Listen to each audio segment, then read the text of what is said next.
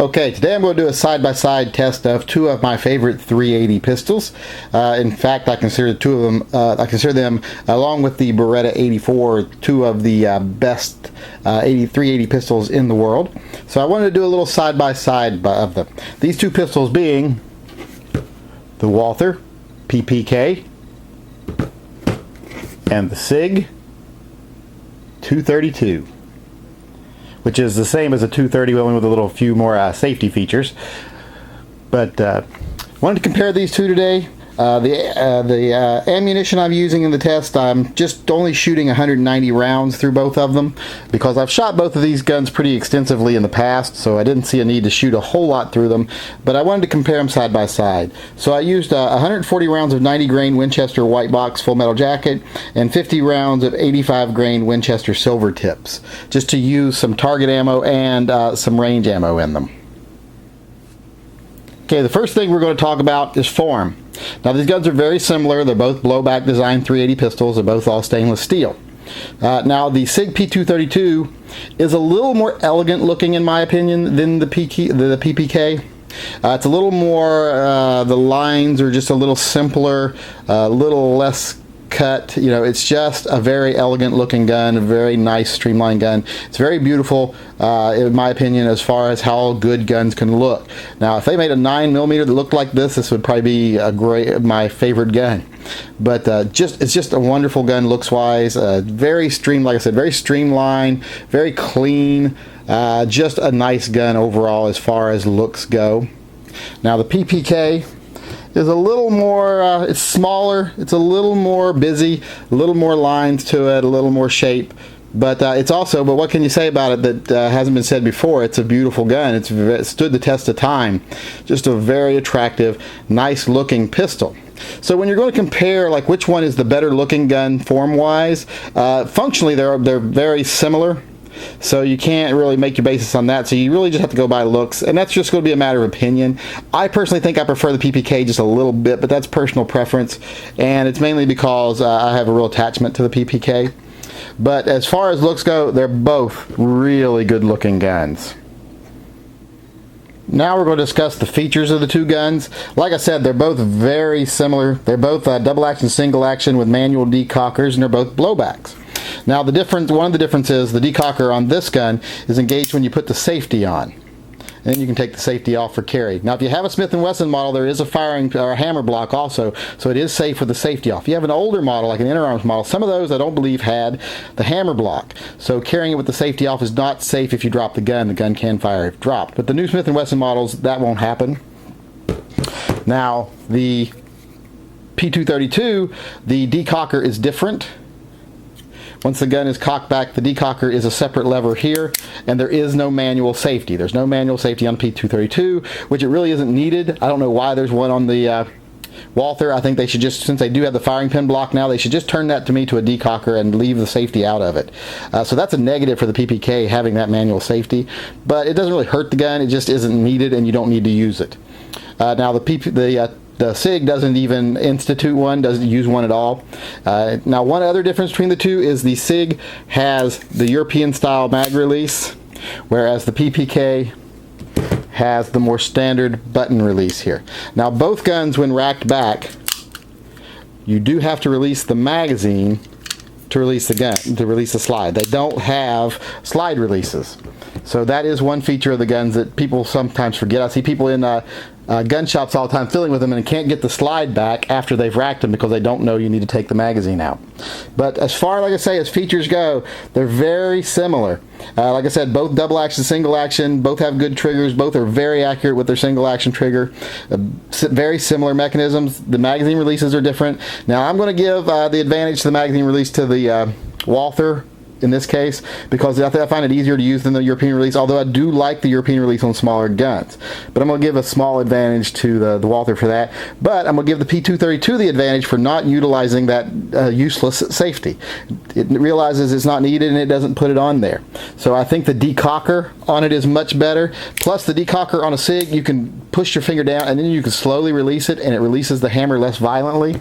Where on the PPK, once it slams it down. You can't do it in a way that doesn't slam the hammer down, which I think puts undue stress on the parts, and I think that's part of the reason they had the recall on the PPKs. But so overall, this one gets the advantage for the grip safety, for the magazine release. This one gets the advantage for not having a safety. So once again, it's kind of a tie. It's going to come down to personal preference, which features you like best. As far as fit is concerned, they're both just very good guns, both very well made, very put together. The steels are finished nicely. There's not a lot of there's not really any burrs or machining marks. They're just really well put together, well made guns. Good and solid. They're both all stainless steel, so they're really solid guns. And so it's kind of a tie in the fit and finish category. They're both just barely well made. Now, one thing I will say that I do like better, the Walther has a lot of engraving on it and has some laser etching on it. See if that focuses there. Not a big fan of laser engraving at all. So I am going to give personally the advantage to the SIG, which uses pretty much all actual true, see if it'll focus there, true engravings and print marks and no laser etching. And it's more simple, it doesn't have as much on it. So as far as fit and finish goes, they're both extremely well made. They're both good B quality guns, but the SIG is just better designed in the way that they don't use a lot of extra text on the gun and they don't use laser etching. Now we'll discuss the most important feature of the guns, and that's function. Now both of these guns are excellent performers. They function very nicely. I have never had a malfunction from either one of them. I've owned multiples of both of these guns before and never had a malfunction from any of them. They fire very well. Now where they really shine is their accuracy, which we'll discuss in a moment, but they feed every round, they fire every round, they're easy to shoot, they're easy to control. I will show you a target here that I shot at 30 yards with both guns to show you comparable, and I can't find a difference between the two of them as far as accuracy. Now the only difference in the function would be the ergonomics, in my opinion. Now the SIG is a little bigger, so if you got bigger hands, you'll want to get the SIG here because you'll get your hands on it better. Now the grip extension on the PPK makes it about the same. So if every time I would decide that one felt better to me than the other, I would change my decision a few rounds later. So I never was able to decide which one I really liked the feel of better because they are so similar, they shoot so similar, and they are so accurate. Okay, to show the target here real quick, as you can see, the line circled with a solid black line, this is a 7-round group from the PPK. The ones with the dotted line, that is a 7-round group from the P232. This pulled off a little bit when I was pulling it off the target stand, but you can see nice tight little group there, nice tight little group there, one little flyer here and one big flyer here, which is completely my fault, not the gun's fault. I just shot little off that time, and as you can see, if the gun can do this the first 5 rounds, it can definitely do that again the 7th. That's shooter error.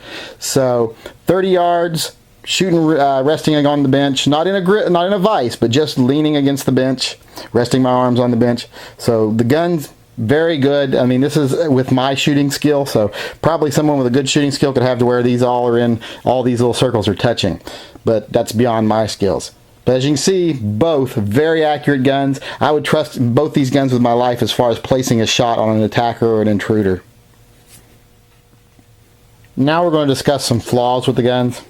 With the PPK, the only flaw I can really find is the fact that they over-engrave the gun a little bit and that it's got the laser etching, like I mentioned. Now you can also consider this decocker a flaw and the fact that it's got a safety a flaw. The decocker is a little violent. I don't really care for the way it works, but otherwise, really time-proven gun. So it's hard to find a lot of flaws with a gun that's so time-proven. And the P232 is not far off. Very well-proven design. The biggest flaw I would say with the P232 is it is a large gun for a 380. It's considerably, as you can see, considerably larger than the PPK. If you lay them side by side, you can see it's a considerably larger gun. So, but as far as overall flaws, you might not like the mag release on the bottom, the European mag release. I like them, but that's personal opinion. So as far as flaws go, those are the only ones I can really think of. You might find more, you might not consider those things flaws, or vice versa. You may consider those to be huge flaws. But either way, really good guns with very few flaws in my opinion. Okay, my final impressions of the two guns. The first thing you got to say is, the PPK is just a legend. That's all there is to it. I really love the PPK. It's a gun that I think that every person who is actually a gun collector should have. It's just an excellent, excellent gun. The P232 doesn't quite have the history of the PPK, but it is still an excellent gun. You really can't. It's a well-made, well-polished, well-put together, just well-designed, very thought-out gun that shows. I mean, it's just a high-quality gun. Now, the only place it really falls down is in its size. It is a little big, but it's still very thin, very easy to carry. Now, as far as carrying goes, on final impressions of the two, the one thing I would say about the PPK is I honestly believe that the PPK is one of the most overlooked carry guns in creation. It's just a gun that is an excellent carry weapon. It's only a 380, but it's so accurate, so easy to shoot that everyone I think that can shoot even halfway decent would be able to defend themselves well with this gun. So in the end, both guns are really nice. They both have some pluses and some minuses, but you really can't naysay either one of them, in my opinion. It's just going to come down, if you say you like this gun better than the PPK, I really can't argue with you, because I mean, they're both such good guns, and they're so, like I say, the P232 doesn't have the history of the PPK, but it equals it in every other way and surpasses it in some, and vice versa for the other gun. But it's just an excellent gun. So whichever one you end up thinking would be the better gun for you, you won't be wrong, in my opinion. And also, if you decide one of these would be a good carry gun, you also won't get any argument from me.